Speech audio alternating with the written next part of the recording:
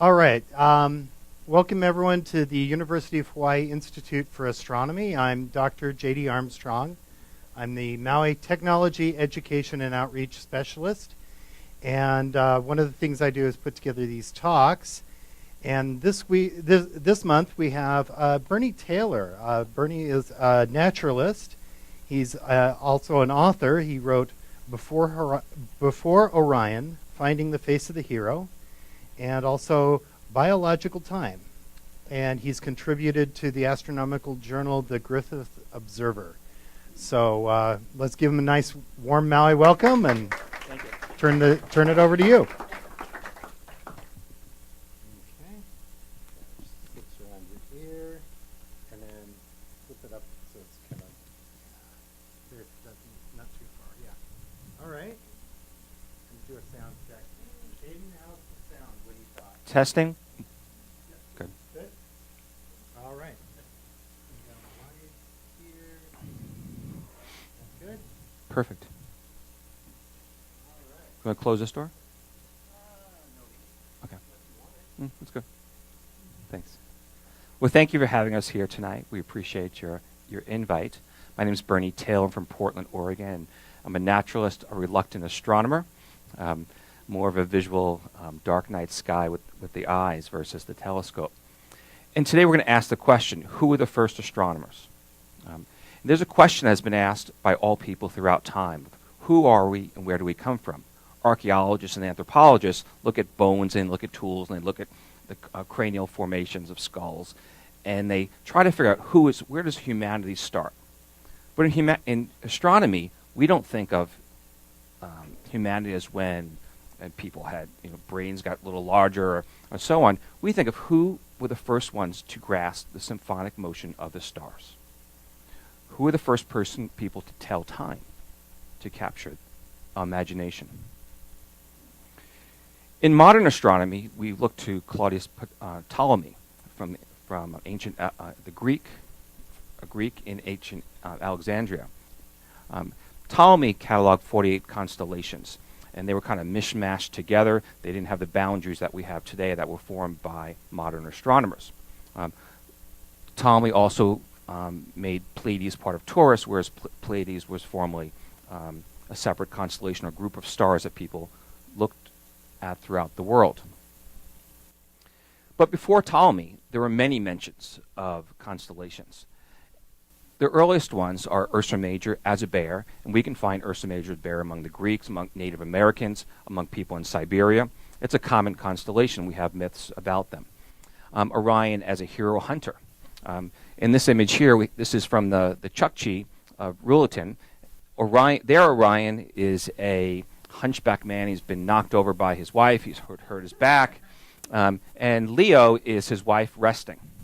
And while she's resting, he's chasing women up in Pleiades. So now we know why he has his hunchback back. So Native Americans, indigenous people in Siberia, Sahara, and Tuareg, they recognize most of these constellations as they are. People in Australia, and of course the ancient Greeks, where most of our mythology comes from. So why do we see these constellations? Why do we see a man in the sky? Why do we see a bear? Because they're not really there. Okay, this isn't our imaginations. There's something unique about human beings. We have the ability to project our psyche into the cosmos. We see faces in the rocks. We see elephants dancing around in the clouds. Other animals can't do that. The only animal that I know that I'm aware of that can actually paint is an elephant. If you go online and in YouTube, you'll see a paint an elephant that paints other elephants, the whole flowers. It's fascinating. But what separates us from the chimpanzee is that we can create art. We can project our psyche into the cosmos. Chimpanzee have many incredible abilities. They have sign language. They can do sign language, American Sign Language. But they can't make art like we make it. If you look at chimpanzee art, it looks like a 5-month-old did it. They did finger painting.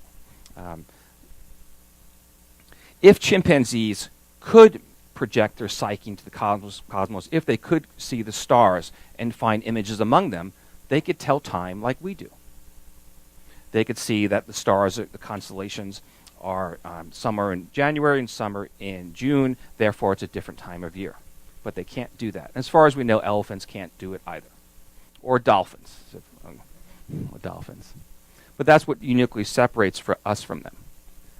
But when did this all begin? That's really the big question. When did we become astronomers? If we go back to the earliest record of tools, we can't see astronomy. Cranial skulls, we can't see astronomy. But perhaps if we go to the earliest records of man in the caves of Europe, we might be able to find a glimpse of it. The oldest cave art in the world comes from Monte Castillo in the Cantabria region of Spain, which is the northern area near Bilbao. And it's Monte Castillo is this conical-shaped mountain. 65,000 years ago is the earliest dated art. But today we're going to look starting from about 40,000 years ago. And we're going to look at the panel of hands. And there's a red disc on this panel of hands that is dated to just over 40,000 years ago. And there's a hand at over 37,000 years ago. And how they dated those is that minerals secreted through the artwork and laid on top, and they can date the minerals. Okay. And so it's as old, that's the earliest age. It can be older than that. Okay. And when this came out about 6 years ago, this technique of dating the artwork, and it was published in all the major journals. And then Smithsonian and all the popular science magazines around the world. And this particular image is actually a archaeologist rendering. The panel looks like this. And you can see one of those red discs, and kind of interesting, but it really didn't capture the imagination of the Smithsonian and the nature and the science viewers. And people looked at the red disc and they said, well, what does it mean? Is it a punctuation mark? There's really, if it was two, sparring ibex, we can come up with a story. But one red disc really didn't have much to tell us. So instead, the media ran with another panel in the same cave called the Gallery of Discs. And this panel is about 10 meters across. You can see those red discs streaming down the middle. It's a beautiful image. And it looks great online. It looks great in the magazines as opposed to the previous one that we saw. And a red disc on this one was dated to just over 34,000 years ago. So it kept in the general theme of old discs and dating of cave art. And my guess is that 34,000 years or so, a shaman teacher and his apprentice walked into this cave. And the shaman said to his apprentice, "What do you see?" And the apprentice looked at it just like you all looking at today. And I assume nobody here has actually researched my work. And everybody, the student looked at that and he said, I see red discs. And he probably started counting the red discs, just as we're doing right now. And then the teacher probably said to him, well, maybe can you look a little deeper? What do you see within yourself to find on that panel? And maybe this is what he saw.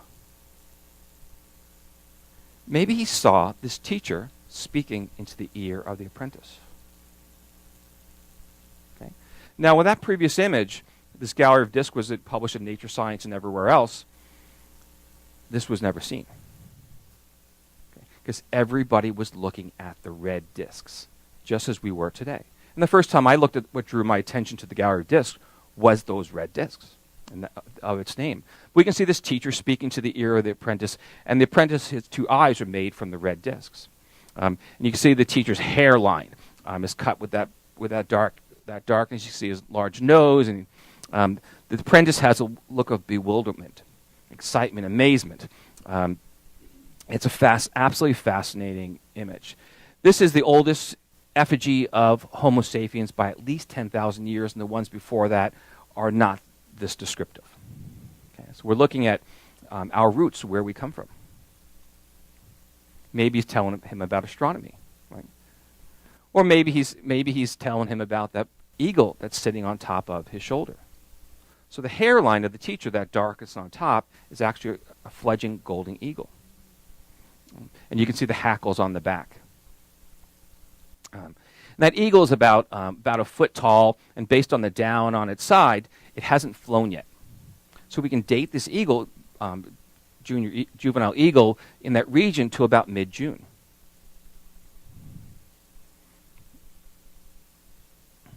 There's other animals on that same panel, and here we find an elephant with its trunk down and its ear raised. Okay. But are you sure that's an elephant with its trunk down and ear raised?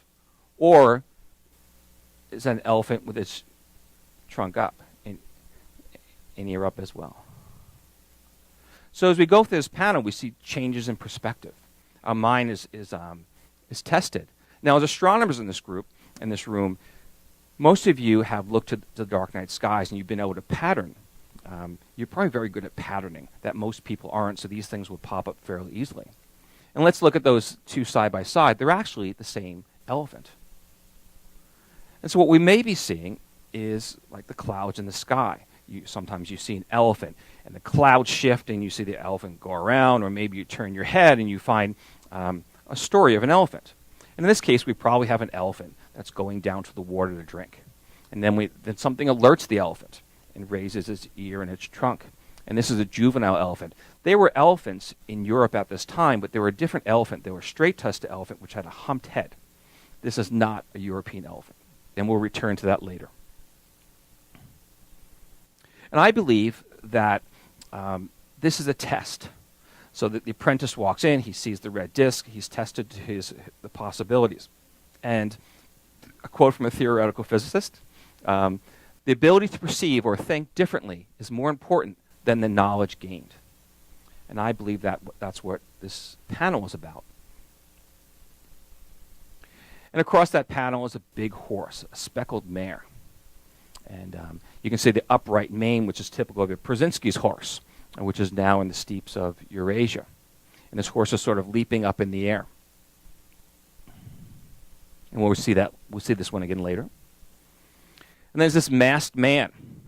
You can see in his right hand is holding up something, and we're going to call it an egg. We'll return to that. His left hand is against the wall. It kind of has a feathered look about it, his left arm. It's obviously a man. He has his left leg raised. We can't see his right. If we look up at his head, we see him on the left side of his head, we see an eye. And on the right side, we see the beak of an eagle. So his mask, he's wearing a mask. That's an eagle's mask. And through one side, you can see his eye. And just below the mask, you can see his chin. You can see his chin and some teeth. Now, to remember this, he's holding the egg with his right hand, and he has a feathered hand against the wall. That's important. Okay. The cosmic egg. In today's world, we think of there are many theories as to the origins of the universe, and one of them, of course, is the Big Bang, which was drawn from the cosmic egg, a singularity. It's an old myth. It's a myth people throughout the world. And whether or not they have an actual story, they might have images, and they have people actually hatching from eggs. This is Pangu from the Chinese myth of the cosmic egg. And he creates chaos with he eliminates chaos and develops the yin and the yang. The Dogon of Africa also have a cosmic egg. Very famous story of the Norse people, Vedic people of the Indus Valley, the Orphic Greek, the ancient Chinese, and of course the Egyptians. These are people that are disparate. How did they come up with fundamentally the same story? Well, my suggestion is they came from the same place a very long time ago. And we have the man holding the egg 34,000 years ago. So they all came from the same place. The mythology came from the same place. But what is the egg? Because different places have different eggs. Some of the oldest artifacts that we have of Homo sapiens come from South Africa. And 60,000 years ago, there's ostrich eggs that were etched, broken, and then thrown into the fire. And that's why they have different colorations. So maybe that was a cosmic egg. Maybe it was a water vessel. But I don't think it was just a water vessel because it's got these etching, these marks. They're tabulating something. They're counting something. And there's more than 25 of them. It's a big egg. You know, if you can have a cosmic egg, it's got to be the biggest egg from a bird that you have, right? And I'd probably go to an ostrich if I was in South Africa. Around here, it might be something else, maybe a turtle's egg. Okay, and of course, the Big Bang theory came from Father Lemaitre, a Belgian Catholic priest, and he worked it out through the mathematical equations. So it was a theory at that time. Hubble then observed an expansion of the universe, and that gave us the Big Bang. It was very controversial at the time because he's a priest, and his supreme leader, Pope Pius XII, said that this is a creation. If there's a creation, there must be a creator. So scientists took a little while to get onto the concept of the Big Bang. And of course, the Big Bang, when it first came out, was a word. It was expression as a joke itself versus a scientific concept. Einstein was a little slow getting on. He said to Lemaitre, "Your math is correct, but your physics are atrocious." A very famous statement, because it conflicted what Einstein was working on at the time. But this concept of the Big Bang, or this cosmic egg, goes way back in time. And perhaps one of the reasons that we easily accept the Big Bang is that it's in our psyche. It's a story that we've carried through us from the beginning. That's not to say there wasn't a Big Bang, but that's maybe why it comes more easily to our acceptance. Because it asks the eternal question, what came first, the chicken or the egg? What came first? We're going to return now to our cave images. We can see the horse again. And we can see that the cosmic man behind him, he appears to be riding the horse. Now, horses were not domesticated at this time. So he's some sort of spiritual rider.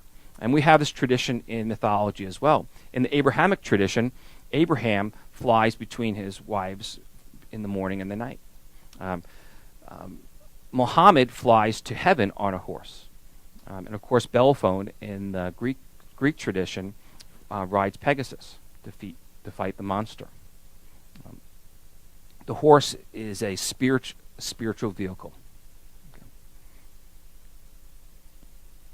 We're going to turn now and look at the cosmic man we saw before with the beak on one side and the eye on the other. We can compare him to the teacher. It's a transformation. The teacher became the cosmic man. So you can see that it shifts. The bird on top of the teacher's shoulder, left shoulder, becomes the beak on the mask. It's the same eagle. He transforms. Okay? So if you flip the cosmic man back upright, they're the same. And on the right side of the cosmic man's face, you can see the beak off the mask. And on the right side, you can see his eye. On the left side, you can see his eye, and you can see his mouth underneath. And then compared to the teacher, it's the same character. He's transforming.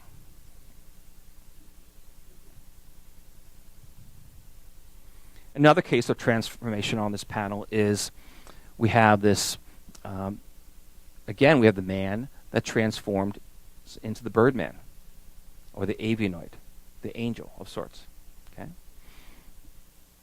And in his right hand, he holds the egg. Remember, the right hand holds the egg? And his left hand has that feathered appearance. Okay? And we're going to look at that left hand again. That left hand is the same one that's against the wall, and the right hand is holding the egg. So think about this 34,000 years ago. It's daunting. In our modern times, this is possible with computer graphics. But can you imagine, Michelangelo could not have done this. Okay? In stone. Think about it. And there are other characters on the panel. There's an Iberian Lynx, which designates the area as Spain, what we call now Spain. And under the chin, there's a kitten that's pushing up against the ruff. It's a touching scene. So the artist had empathy, understood the world around them, the natural world. It wasn't us and the wild cats. We were all together. We have this great auk, the now extinct great auk. It's not a penguin, but it kind of looks like it. It's an important bird. We'll return to that in a little bit as well. The great auk stands about yay high, and the egg is about 5 inches, which is about the size as the cosmic man's holding in his right hand. And that would have been the biggest egg, that bird egg that they saw. We have this bottlenose dolphin. You have dolphins here, and I've struggled with this one. Is it one dolphin that's spinning, or is it multiple dolphins that are together? But we have this bottlenose dolphin going across the panel. There's a crab coming out from under the rocks. Looks a little different from the crabs here. Your crabs have the eyes up. This is the Mediterranean crab. He's sneaking out. Then we have Therianthrope. So the man we saw before holding the egg and his feathered hand behind him integrates with the dolphin to become a dolphin man.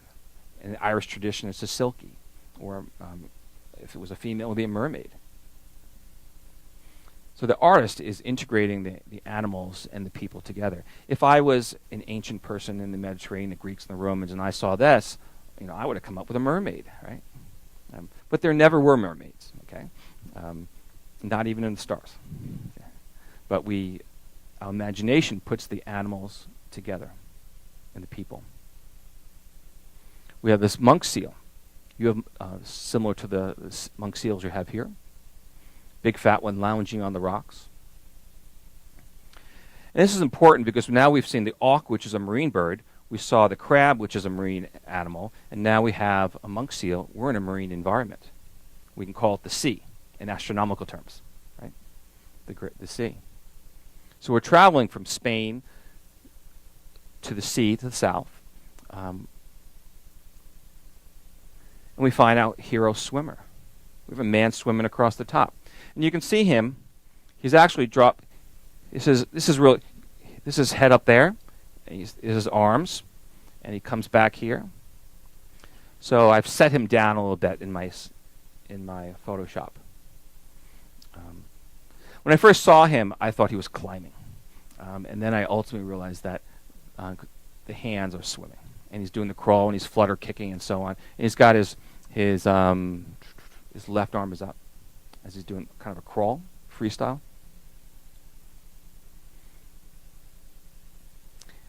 And on the other end of the panel, we have this red-haired man with a pelt around his neck, like from a leopard or something like that, and he's holding a big club. And of course, the astronomers in this group now are looking at all these images, and they're kind of putting the pieces together.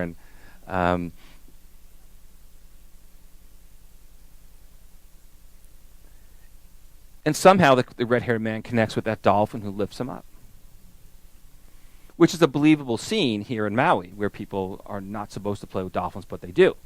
And it's a story that we find among the Greeks and other myths, that people were transported by dolphins.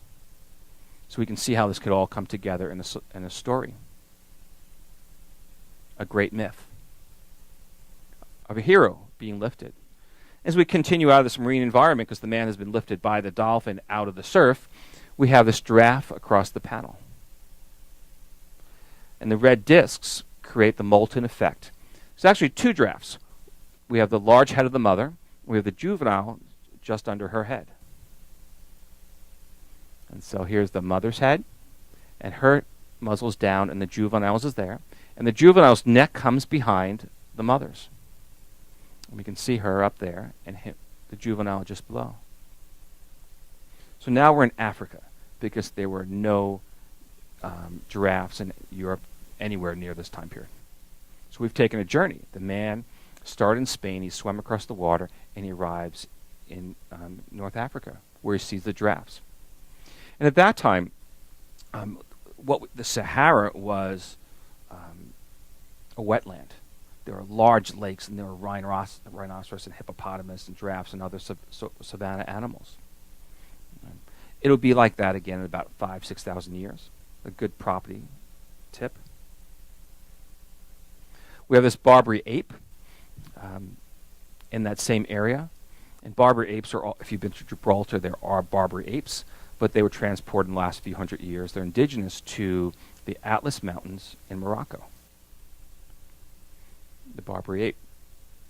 And this one's fascinating because I found one that had the exact same arm and leg movement or positioning.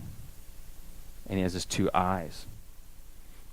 The Barbary ape are unique in that the male will take care of the young, not knowing whether it's his young or not. So we have this large lion going across the panel. You see that big head on the top. He's got the sprawled out front paws and the crouched rear legs. And there's a lioness here, this blockhead, and she's licking him. This is one of the first, let's call it animal beings I recognize in the panel. And I contacted a friend from my distant past when I was in my early 20s. I lived in China. And his name is George Schaller. And George Schaller is considered the world's foremost field wildlife biologist. And he's a big cat guy. And I contacted George and I said, can we identify this lion and what kind of elephant it is?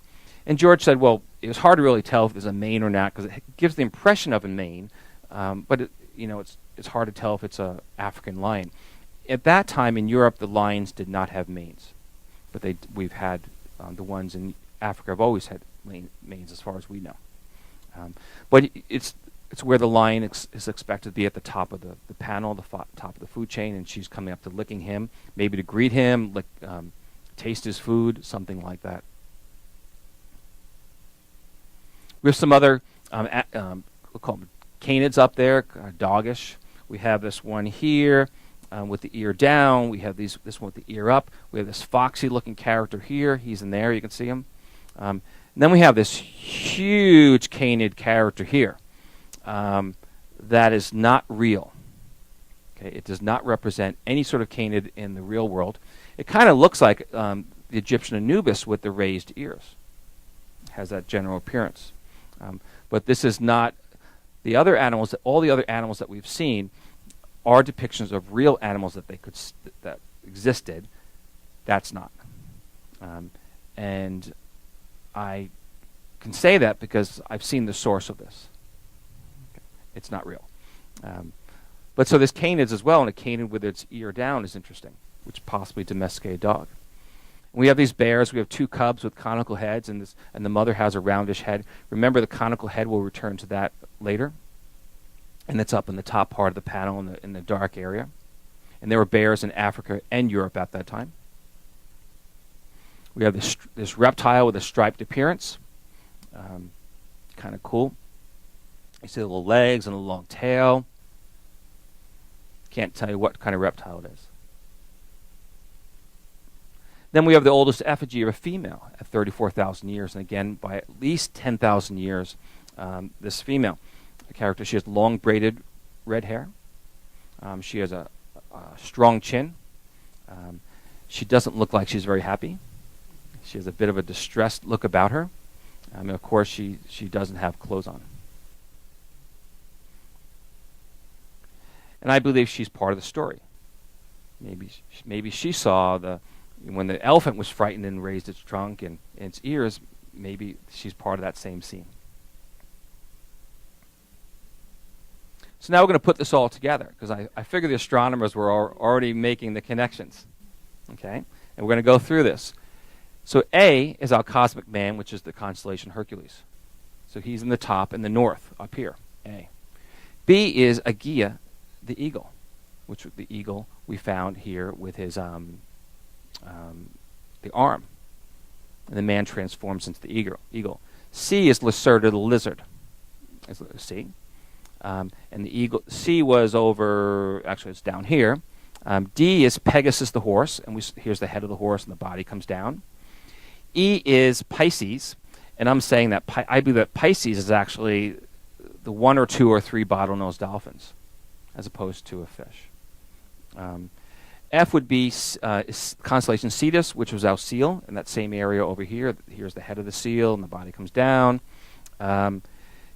G is Perseus, which I believe is actually the body of the elephant. H is Aruga, which I believe is the head and ears of the elephant. And I is Taurus, which I believe is one trunk of the elephant. And you kind of look at that. You put these two together, it looks like the head and the trunk of an elephant.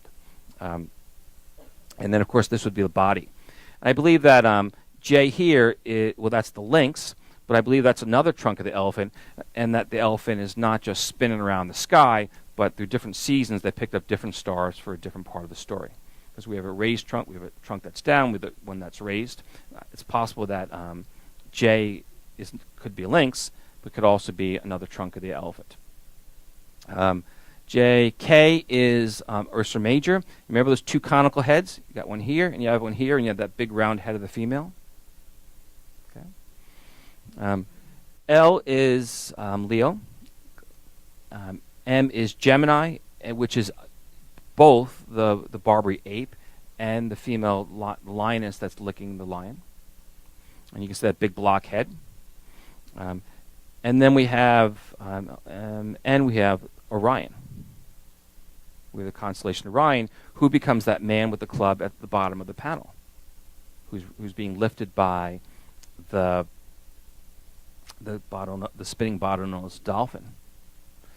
And if we look at this geographically, at the top of the panel up here, we have the horse, and we have the Iberian Lynx. Through here we have the sea in astronomy. We have all those marine animals, and down here we have all the African animals. So this is a story about a journey, an apprentice who's in the north of Spain. And he travels through Spain. He swims across the Strait of Gibraltar into northern Africa. And as he travels, he sees the constellations above him. What is above is the same as below. So it's a map. And this is not a... this has been done again many times. We see it many times in the movies, and of course, with Moana.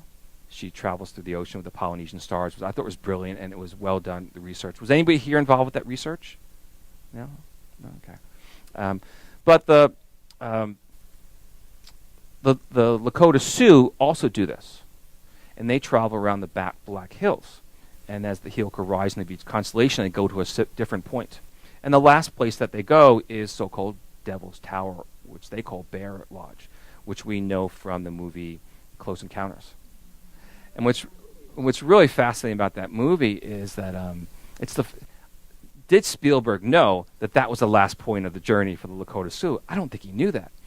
And this concept of the people having this mountain ingrained in their mind, which is another these archetypes that we travel to, that we're drawn to. And we have this archetype of the man who travels across water, the man who goes on a journey of transformation. Of course, St. John the Baptist is the most common recent themes. But it's found throughout history of the journey across water. Did anybody see this as I was going through those slides did any of the astronomers pick up the pattern? You saw those animals? Okay, that's right. So there's a few problems with this. One of them is that Ptolemy didn't see Lacerta. Well, he didn't mark down Lacerta, and he didn't mark down the Lynx, and we'll move there. There are possibly some other constellations in there as well. Our Therianthrope, the man who integrates with the dolphin, has the appearance is in the right place for Aquarius. Remember that Ptolemy's constellations didn't have the boundaries that we have in constellations today. They're all mushed up. At least they had overlapping edges. So I believe that Aquarius is the mixture between those two. It's in the right place. And Capricornus would be our crab. Now, in the myth of Hercules in his second labor, the crab bites at the foot of Hercules. Then the crab gets kicked off somewhere else in the sky as Cancer. But the myth is at the foot of Hercules. And the crab is Cournicos. And I believe that Capricornus looks a lot more crab than whatever the Greeks came up with. So next time you look into the night skies and you see Capricorn, think of the crab, the other crab. And I believe that was the original story. And is it the dolphins, Delphinus, or Pisces? I went with Pisces for a few reasons. One is it's either multiple or a huge dolphin. that goes across the panel, whereas Delphinus is a very small constellation. So I went with Pisces, but I believe that the Greeks, the Romans, and others who had seen this panel, they were kind of confused about which way to go. And they were probably confused because all these characters are sandwiched together. They're all munched up. And so what do? So I went with Pisces on that one. And then Cygnus, that great auk in the top of the panel, is in the same place as the constellation Cygnus. In mythology, there's many myths around the world that Cygnus lays the cosmic egg. Okay. And so we find Cygnus, oops. So we have Cygnus here, and we found before we had the cosmic man over here. So it's in the correct. So Cygnus is where we found the great auk. And of course that would be the biggest avian bird that they had at the time. So it's not the chicken or the egg, it's the great auk of the egg. Or perhaps in South Africa, the ostrich, right? The ostrich or the egg. And but then it asks the question, is that what the Paleolithic mind thought? Because we have the egg at the top, and the auk laid its egg in late May, early June, whereas the juvenile eagle time period is mid-June. I believe this is actually a yearly cycle of rebirth, and that it wasn't an original creation per se, and that the Paleolithic cave artists weren't thinking of the Big Bang and the cosmic egg as such an origin itself, but really what happens from one year to the next of seasonal rebirth. That's what I believe. But later the story was interpreted by others as being an original source, a beginning. So Ptolemy has been considered one of the greatest astronomers of antiquity. And we can compare some of his constellations with the Paleolithic record: Aquarius, Aegea, Capricornus, Cetus, Cygnus, Gemini, Hercules, Leo, Orion, Pegasus, Pisces, and Ursa Major. So is he one of the greatest astronomers in history? And of course, similar to Ptolemy, is that there were constellations overlapping each other. That's a distinct. So Newton, that's Robert Newton, wrote a book called The Crime of Claudius Ptolemy. And in his book, he noted that Ptolemy had many constellations in his record that he could not have seen. Okay. So astronomers have considered, well, perhaps Ptolemy had a source that was further south, where he could have seen those stars. But maybe his source was from a distant epoch, when the stars were in a different place, where they were in his place, but not in a different time. And we'll return to that in a second. But maybe there are other people that found these records as well, whether through the caves or myths. And Hellas, the Polish astronomer, came up with 7 new northern constellations. And we have Lacerda lizard, we have the fox, we have dogs, we have Leo Minor, and we have a lynx. Okay. So again, we're finding more animals that we saw in the Paleolithic record. His Leo Minor, is on the other side of Leo from the lioness that we saw in the Paleolithic record. I believe that he had a mythological source, because if he had the actual source, he would have put Leo Minor as they did among the Paleolithic artists on that side. So back to this question of what could Ptolemy have seen? Well, the Earth wobbles like a top, and as it wobbles, you can see over this almost 26,000 year cycle, you can see some stars and not others. A very simple concept. It returns. So Ptolemy couldn't have seen certain constellations that are in his record, but maybe 5,000 or 10,000 years before him, or even 34,000 years before him, they could have seen those stars in that place or at that latitude. So the question of did Ptolemy steal from somebody else? Well, he didn't cite his source, that's for sure. But I'll give him free license on that one. And we can test this concept precession against a Paleolithic record. The image that I showed you, astronomical image I showed you before, was 35,000 years ago, so that's 33,000 BCE. And we can look at our Orion character who's being lifted by the dolphins at the Strait of Gibraltar. So he has to be just above the surf, right? So 33,000 years ago, we could see him in that other image. We can see the feet of Orion, and we can see him again 34,000 years ago. 36, through precession, he drops below the horizon. And 38 is not really a good fit. And it's not until after 38 that he rises above the horizon again at the Strait of Gibraltar. So did the Paleolithic artists understand all this stuff? Because this is not the only image that this is not the only cave image that I've had these images. I found a few others. I believe that they didn't understand precession. Okay, and that is a Greek invention or discovery. But I do believe that they went into the caves and they saw some that his feet were below the horizon, others that they were above the horizon.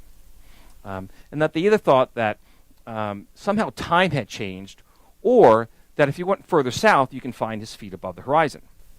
And so that the first astronomers were probably also the first navigators. And they could at least travel north to south.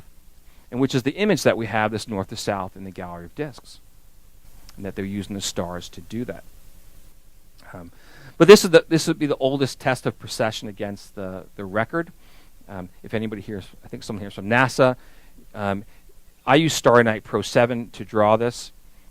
Is it correct? It seems to fit. If this isn't right, the Mars rover may not be on the right place, because I believe it's made with the same data. Starry Night Pro is drawn from the same data. But if I was a NASA and I wanted to learn more about what had happened in the distant past, you could actually look at these constellations and redraw the picture of precession. I'm assuming that the JPL got it right, and their data goes into Starry Night Pro 7. So now we return to our teacher and our apprentice. He's telling a story. And so the story is possibly this journey from the north to the south of the hero, and he encounters these animals, and he draws a strength from some of them, as he does when he integrates with the dolphin and is lifted later by the dolphin. And he learns from these animals along the way. He learns about their strengths.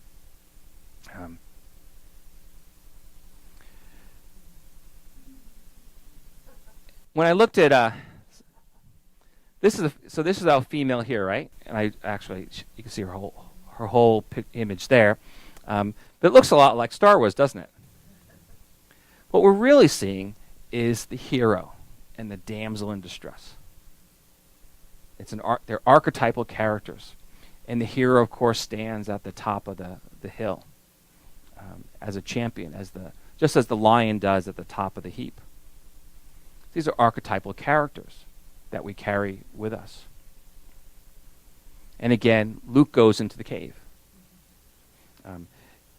And he asks Yoda, "What do I need?" And Yoda says, only what you take with you.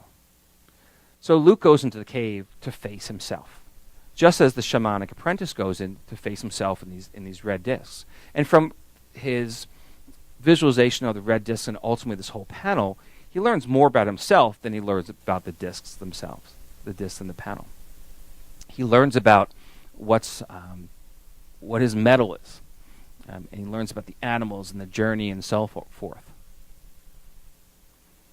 And this concept of the hero's journey is popularized in modern times by Joseph Campbell, who wrote the book The Hero with 1,000 Faces. And George Lucas borrowed heavily from Joseph Campbell. Luke Skywalker is George Lucas. Okay.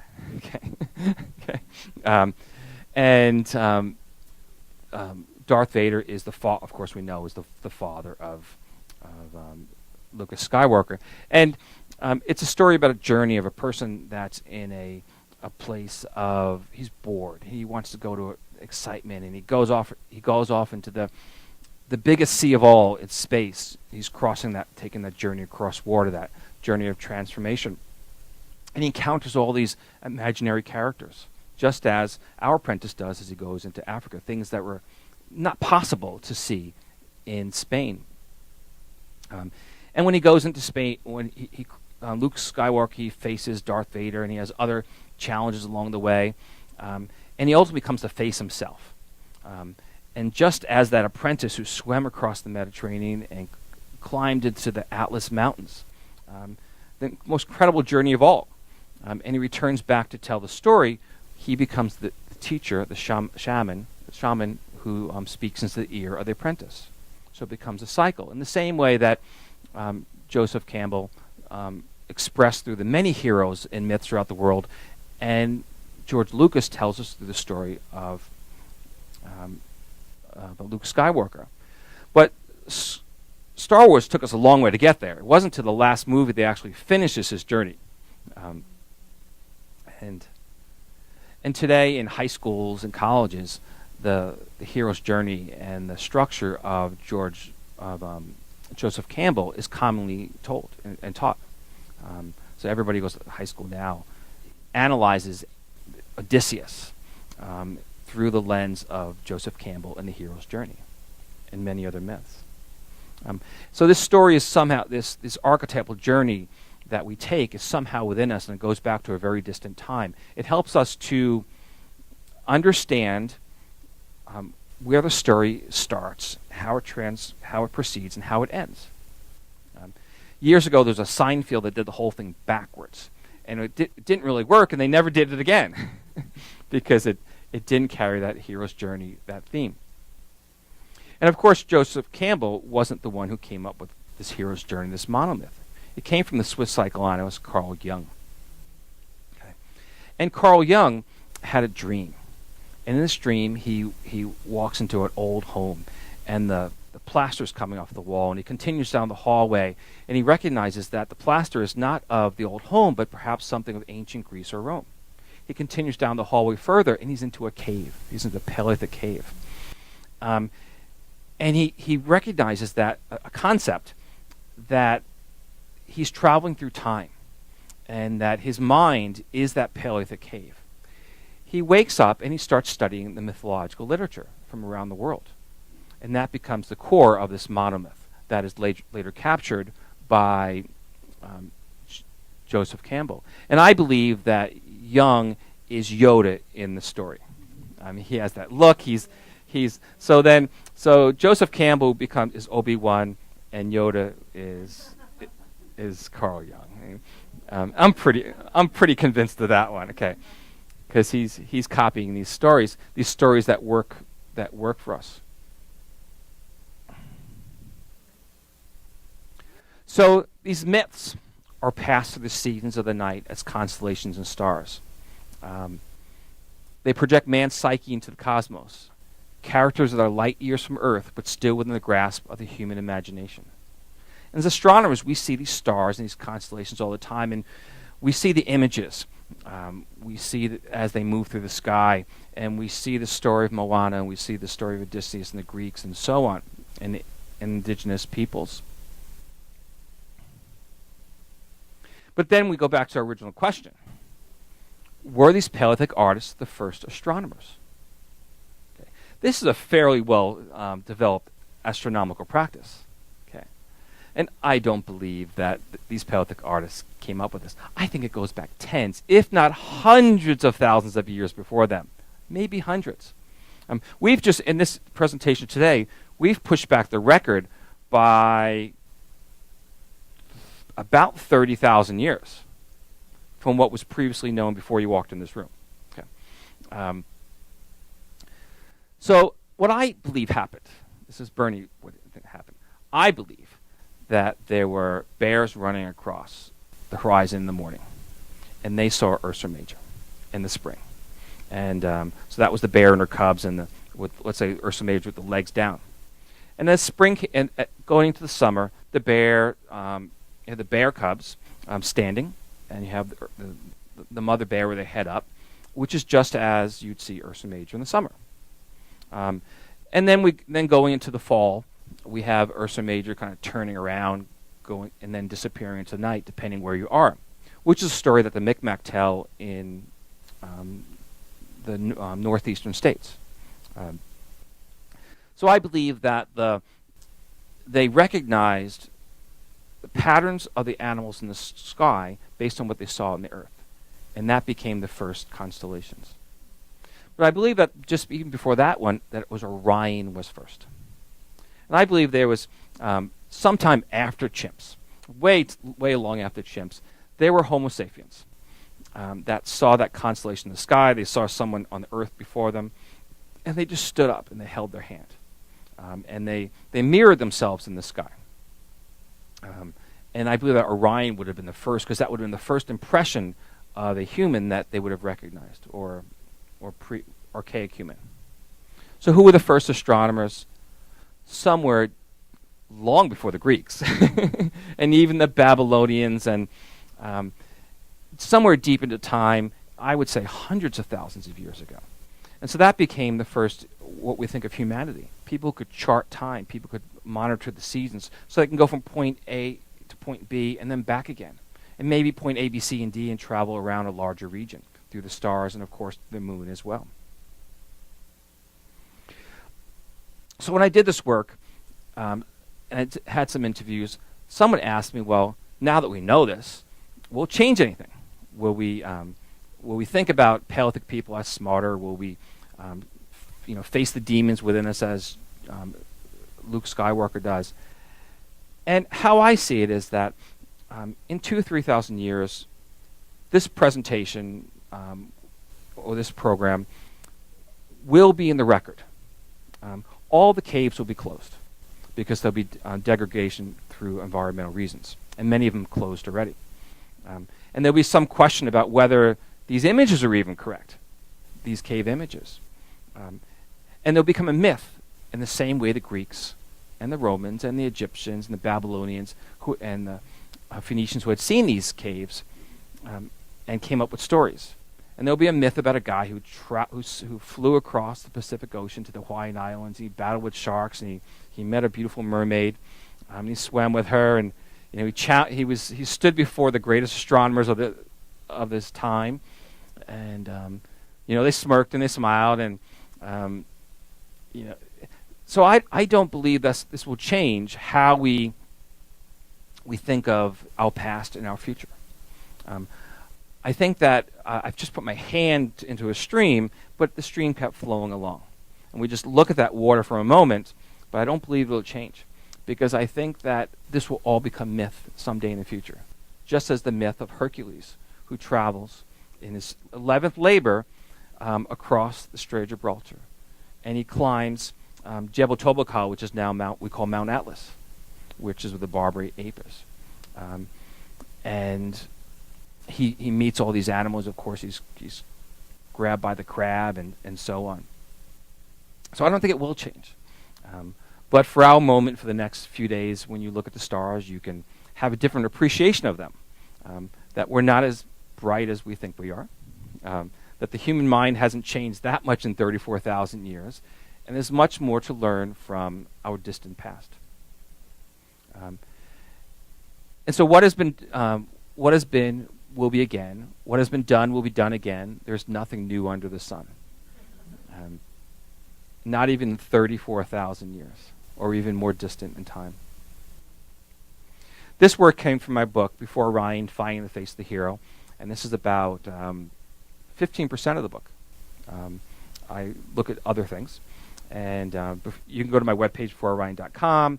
I'm on Instagram and Facebook and all these sort of places, and YouTube. I've done a number of videos. This is the first astronomy only one I've done. I recently did one on Picasso, and you can go to you can find that one on YouTube, my page, my site. And Picasso borrowed heavily from Paleolithic images. In fact, he lifted exact images for his major artworks. And so even our modern art isn't really that modern. And but you can look on YouTube, and there's lots of interviews and presentations out there. And JD promises me this will be on YouTube as well. You can show your grandkids who aren't here. Thank you. Thank you.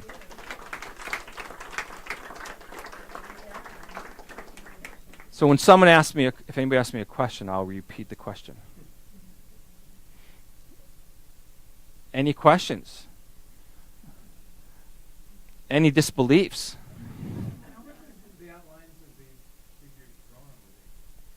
Were they charcoal or scratched into the rock? So most of the ones you see are actually etched into the rock. The head of the cosmic man has some sort of a blue paint. And I believe that blueness is looking at the sky, look through the clouds. Look through the clouds. And of course, there's a little bit of charcoal red dots, but he uses the red discs to create all these effects in the animals, whether the molted pattern of the giraffe, the eyes of the apprentice, the stripe pattern on the lizard. Yeah, it's amazing. The red disc, is that like a natural dye? I believe it's an ochre pigment. Oh, so what is the red disc? Where does it come from? It's an ochre pigment. It's a natural material. Yeah. Sort of related to your statements about how they're carved. I was kind of wondering exactly how much of this is just sort of natural formation and how much of it is chiseled out of the stone. So the question is, how much of it is a natural formation and how much is chiseled out of the stone? No one has actually analyzed that. If you remember, this is only been my work has been only out a few months, and in that time period, people are now looking and they're asking that question. So prior to my work, people had only seen and counted the red discs. Oh, that was all they were looking. Everybody was entranced by the red discs. I want to give you a brief story about the red. Okay, when you drive down the road, you see a red stop sign, and it stops you. Red lipstick, right? Of course. There is a biologist named Tinbergen, a European biologist, and he did early work on red that is now used in Madison Avenue. And he had these three-spined sticklebacks in his tank. It's a little prey fish with spines on his back. And every time a red delivery truck came by his office, the sticklebacks went into a defensive posture. And so he worked on that concept that said that fish are brainstem dominated. They lack the cerebral hemispheres that give us cognitive thinking. So something deep inside of us that attracts us to the red. And so we're drawn to this red in the same way the sticklebacks were drawn to or excited by the red delivery truck. And that's why we use red for stop signs. If you drive down, you'll see McDonald's has lots of reds, as Burger King and DQ, and whereas the health food stores are kind of like green and brown, right? Is this particular, is this cave, or is it closed to the public? So the question is asked, is this cave open to the public?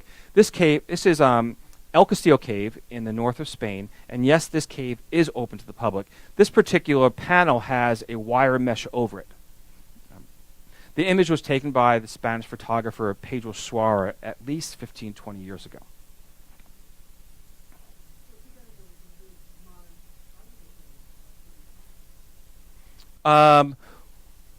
So the question is, if you went with modern photography equipment, what would you find? He did a darn good job taking that picture. That's 10 meters across. So you probably wouldn't find any color changes. But if you zoomed in on some of these areas, you'd find more animals. I covered about half the animals that I observed, I found in this panel. So there's more constellations out there, just as there are more stars in the night sky. Have they found that cave art in Africa that maybe doesn't resemble this traditional more primitive forms we're talking about? So the question is, have they found cave art in Africa that has a more primitive form of this?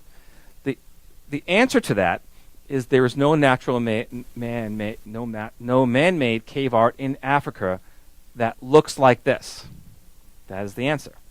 My book ends with where he found this. So this is not the original. But sometimes we look at a mountain and we see a face in it, or we see rocks and we see a horse. Okay. So maybe the source of this is someplace else, where someone found a geological formation and they're remembering it in this cave in Spain. So it's really a journey home It's a journey home.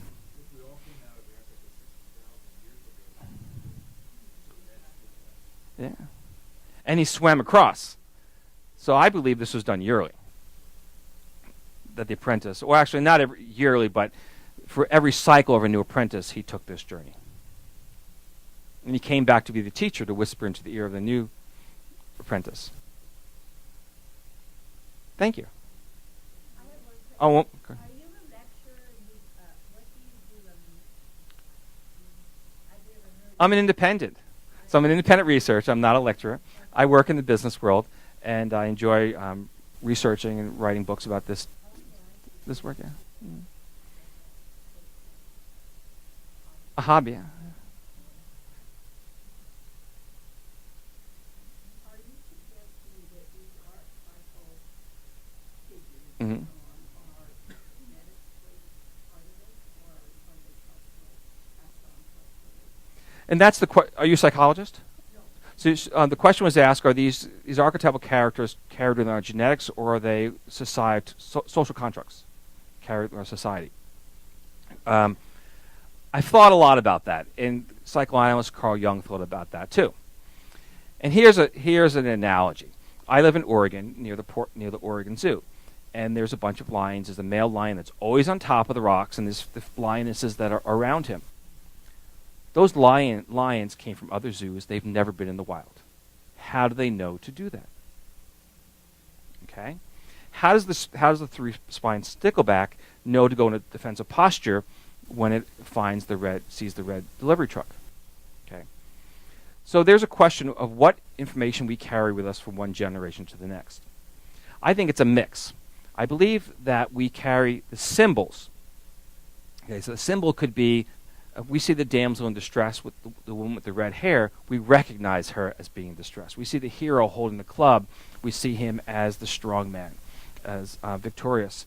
I believe that we somehow carry these symbols within our psyche from one generation to the next, just as the lionesses know to be a lower ground than the lion in the zoo. But do we carry the journey itself? I believe that the journey itself across water and the climb of the mountain and so on, I believe that those are carried through the myths and the stories. And that's why people all around the world tell fundamentally the same stories. And so part of it are symbols, and part of it are stories that we keep retelling. Someone said to me, well, if you banished all religions, would you still have the religious stories? And of course you would, because of the same original myths. And they're transformed to the big screen in the case of Star Wars. So I believe it's a combination of the two. That we're wired for stories, we're wired to identify these symbols, and that these all around us we have the repeating of the symbols that reinforces our psyches.